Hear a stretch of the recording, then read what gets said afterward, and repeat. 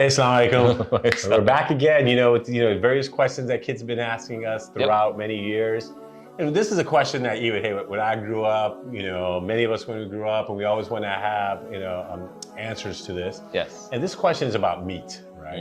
Hey, can we non-Zabiha meat? We're not trying to get into no controversial. We understand there are various views, but what are some things we could think about? Why do just individuals who are just Zabiha only, where that thought process comes from, to just and then just overall, the scholars' views on this. So. Okay. So let's start the basics. Bismillah. Let's start just with definitions. Okay. So in Quran, two terms are used: halal and tayyib, and the third term that we use now is Dhabiha or Zabiha. And so the word halal means that it has been made permissible. It's allowed by Allah subhanahu wa ta'ala. Tayyib is going to be pure, and then there'll be some discussion with that. Then this new term, Zabiha or Zabiha as we often pronounce it, has been introduced in the West. And when I lived overseas, I once went to a restaurant that was Muslim certified, and it says Zabiha, and they didn't know what that term was. And I asked my teachers, they didn't know what that term was. It's really a Western term. But for those of us who live here, it just refers to a Muslim having slaughtered the meat. So let's start now.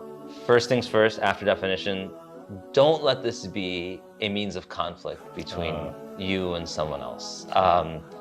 There are differences of opinion over here, and these differences of opinion have existed for quite a bit of time. Someone might say, well, this opinion is stronger, or this opinion is better. That's fine. That's why you follow it. Someone else might feel a different way. That's fine. That's why they follow it. And then that first person might accuse, well, you only follow it because it suits you better, or your nafs wants it more. Unless you've looked in their heart and checked it out, don't make those comments. Leave it alone. Okay? No one should force one another towards their opinion. You should be willing to have open dialogue about it. The best way to just circumvent all this, ask your local imam. You have an imam for a reason. Local scholars are there for a reason. Sit down with them, speak with them. They can maybe address the community at large regarding this to help bring everyone towards one particular path, and everyone can just have comfort when they eat.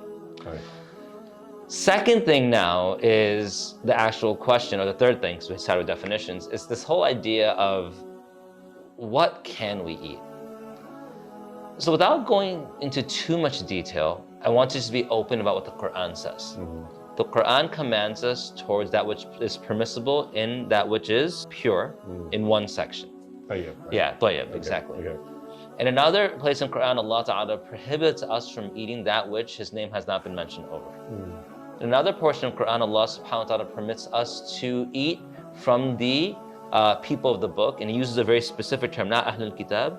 That's different. He actually uses a different term over here. And this term is different, so some scholars say it has a different meaning behind it.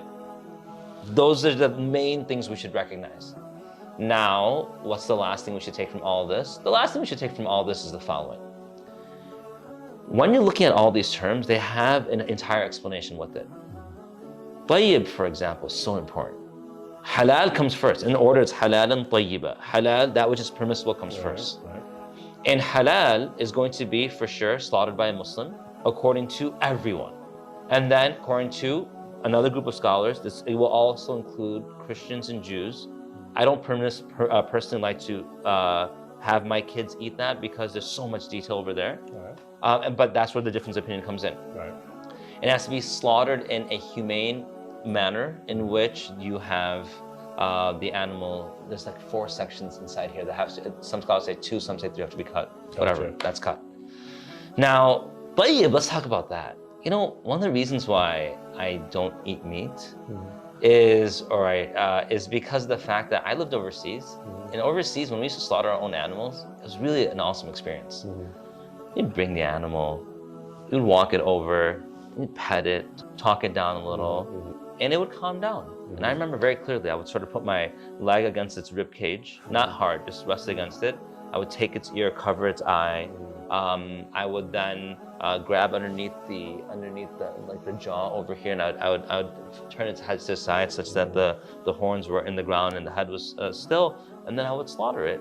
And it would, saying the dua, I would slaughter it, and it was, the animal seemed accepting of it. It wasn't fighting against it. It was a very pure process. That animal is also eating, like it was grazing. It wasn't feeding on like feed filled with antibiotics, etc. So I want to advise our community, this tayyib portion, no matter how you define halal, look at the tayyib. What you put in your body is what's going to come out of your body. You put in junk, you get out junk. You put in goodness, you'll get out goodness. So the halal, everyone debates, it's up to you. But the tayyib begin to look at that. Now people, what do they say? They say, it's so expensive, man. So now I'm going to bring you to a narration of Umar radiallahu anhu. One time Umar radiallahu anhu saw his companions, actually his son Abdullah bin Umar radiallahu anhu, and he had meat. And so he asked him, why did you get that? And he said, well, I wanted meat. I was desiring meat, so I got meat. So he said, everything you desire, you take. Meaning like, just because you want it, it's not healthy spiritually, psychologically, physically, just to take everything you want. Every time if I see pop, I love pop. I don't drink pop, I love pop. Every time I saw pop, if I drank it, I would be overweight, I would be obese, I would be diabetic, etc. because I'm 41 grams of sugar per container of pop. It's not healthy. And so this idea of just because we want it, we shouldn't go after it right away. The next thing with tayyib I want us to understand is if we follow that plan, then we'll eat like the Prophet ﷺ ate, where he had meat once in a while, probably once a week. It wasn't daily, 3 times a day in every salad and every curry, etc. It was something that he had at times and didn't have at times. And so I want to encourage everyone to decrease your meat consumption to mirror that of the Prophet ﷺ and the Sahaba. I'm not saying do something I do or some fad diet, etc., as they used to do it. Because I like to eat meat. So You put me under pressure. No. That's why I can't talk about this. I'm going to be quiet. So, and then the other thing I want to recommend is, okay, halal, up to you how you decide it. But this is a multi-billion-dollar industry. And Muslims finally have begun to stake their claim in that industry. So now you have Muslims who open up halal restaurants and halal butcher shops, etc. And what are we doing? We're saying, well, it's okay to go to these convenience stores and get it. Okay, fine. Whatever your opinion is, your opinion. I don't agree with it, but it's your opinion. But how can you do that to your Muslim brother or sister who really is trying to help establish their own footprint and their own means of benefiting the community? It's so much better to help them out and grow that industry such that people say, well, I want to eat at this restaurant. Well, if we support this restaurant enough, eventually they will outdo the caliber of this restaurant. And we just speak to Imran Sahib yesterday about how they were able to bring a steakhouse to serve proper, pure and halal meat because they had enough influence to do so. Yeah, the Muslim buying power. It's solid. I think the more, especially in areas that there are a lot of Muslims, and if we start asking for it, people will make those accommodations. It's kind of unique. There's an organization that deals with a lot of the American companies overseas where they have to make sure all the ingredients are halal and stuff. Right? And that same organization said here, if the Muslims push that, they will make sure those same products that sometimes they, just for overseas, they make sure like from Kraft and others, the cheeses, to make sure everything's proper, that same push, if the local community in the United States or the West, then they will make those accommodations too, right? Because for them, it's about money.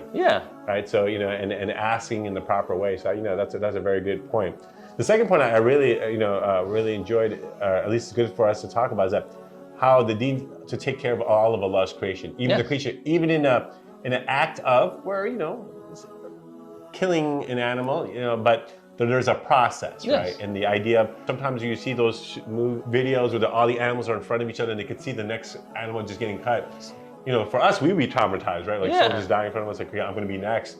So even in our deen, it's, I think when you said that you just cover the eyes and the other animals, that you took that animal away from other animals. Absolutely. It's completely. We're not supposed to slaughter an animal twice. The Prophet told us that. What does that mean? To show them that blade in advance. Well, if showing the blade is going to traumatize them, imagine them seeing their sibling or cousin, whatever the case may be, dying in front of them. Like an animal. It's not cool. And I remember when I lived overseas, like you mentioned about buying power. Where I lived overseas, we're less than 1% Muslim population. Every restaurant, even the big name chains, like if you go into the city away from farming district, they were all Muslim certified. Because they said that the reason was, though Muslims were less than 1%, their buying power was so strong, they had that influence. Beautiful. So make that change. Right. So, okay, so, overall, again, whatever your family wants to do, let's not make this a conversation.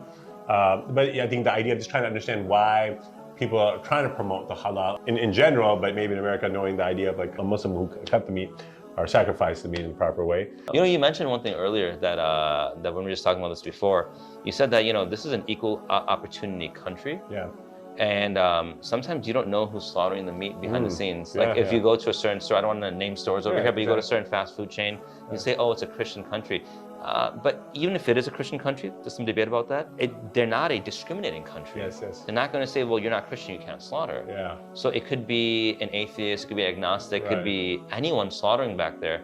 And so my recommendation is food is very important. The Prophet ﷺ has told us in the hadith about that man who's traveling and who's covered with dust.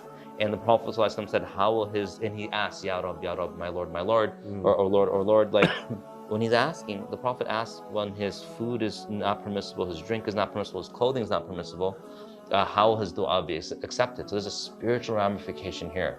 So it's always better to concentrate in every area of our lives to make things as spiritually prudent as possible. Right. And meat is going to be one of the key ways to do that. Awesome. Yeah. All right, you guys, Jazakallah khair. Thank you so much, Shaykh Saad, for your time. We're going to go out for a steak after this? Yeah. Zabiha halal. Right. Okay, guys, assalamu alaikum.